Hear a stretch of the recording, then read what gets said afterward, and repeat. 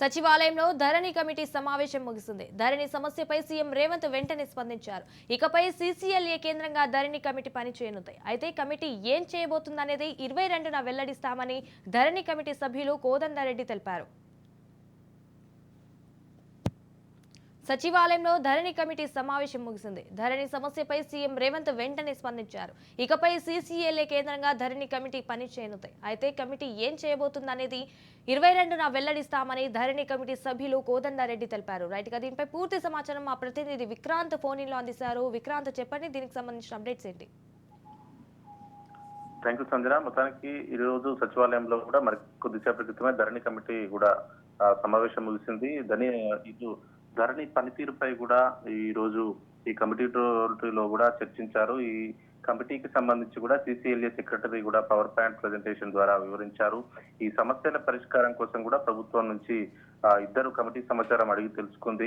అయితే ధరణి సమస్యలపై కూడా ధరణి కమిటీ ప్రధానంగా దృష్టి పెట్టింది.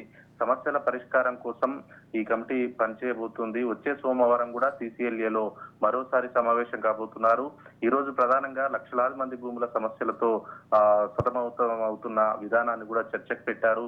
భూముల రికార్డ్స్ అదేవిధంగా సవరణల పేరుతో కూడా గత ప్రభుత్వం 6 సంవత్సరాల పాటు కూడా తాత్సారం ఆలస్యం చేసిందని కూడా ధరణి కమిటీ భావిస్తోంది. ఈ ధరణిపై ఆచితూచి వ్యవహరించాలని కూడా రాష్ట్ర ప్రభుత్వం అదేవిధంగా ఈ ధరణి కమిటీ కూడా ఉంది. ఒకవేళ పొరపాటు జరిగితే మళ్ళీ రైతాంగానికి ఇప్పటికే 6.5 సంవత్సరాల నుంచి పడుతున్న ఇబ్బందులు కావచ్చు, మరోసారి ఇబ్బందులు తప్పవని ఆలస్యమైనా సరే న్యాయం జరగాలనేసి అనేది ఈ ధరణి కమిటీ యోచిస్తోంది. మొత్తానికి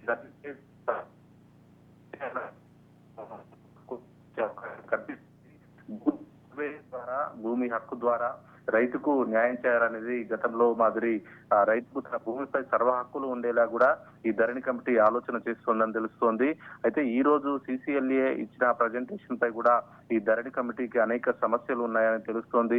కాంగ్రెస్ ప్రభుత్వం ఏర్పడిన మరుసటి రోజే ఇటు రైతులకు ఏర్పడిన ప్రధానమైనటువంటి సమస్య ధరణిపై ముఖ్యమంత్రి రేవంత్ రెడ్డి దృష్టి సారించారు. సెక్రటేరియట్ లో ముఖ్యమంత్రిగా ప్రమాణ స్వీకారం చేసిన మరుసటి రోజే ఈ ధరణిపై సమావేశం ఏర్పాటు చేసుకొని ధరణిపై ఉక్కుపాదం ఓపిడని చెప్పుకోవాలి. సాధ్యమైనంత తొందరలో కూడా ధరణిపై ఒక కొలిక్కి వచ్చి రైతుల భూములను కాపాడే విధంగా కూడా ధరణి కమిటీ ఒక నిర్ణయం తీసుకోనుంది. మొత్తానికి ఈ రోజు పవర్ పాయింట్ ప్రజెంటేషన్ ద్వారా సీసీఎల్ఏ గతంలో ఈ 6 సంవత్సరాల కాలంలో ఎలాంటి సమస్యలతో రైతులు బాధపడుతున్నారు, ఎలాంటి సమస్యలను ప్రభుత్వం ఈ 6 సంవత్సరాల పాటు పరిష్కరించింది, ఎందుకు ఇంకా మిగిలిన సమస్యలను కూడా ఎందుకు పరిష్కరించలేకపోయింది అనే దానిపైన కూడా పవర్ పాయింట్ ప్రజెంటేషన్ ద్వారా సీసీఎల్ఏ సెక్రటరీ కూడా ఈ ధరణి కమిటీ సభ్యులకు కూడా ప్రజెంటేషన్ ఇచ్చిన సందర్భంగా అనిపించింది. దాంట్లో కూడా పలు అనుమానాలు కూడా ధరణి కమిటీ వ్యక్తం చేసినట్లుగా తెలుస్తోంది. ఏదేమైనప్పటికీ మరోసారి సోమవారం కూడా సీసీఎల్ఏ ఆఫీస్ లో కూడా సమావేశమై కీలకమైన నిర్ణయాలు తీసుకునే అవకాశం మాత్రం కనిపిస్తా ఉంది Sanjana. Right, thank you for the updates Vikrant.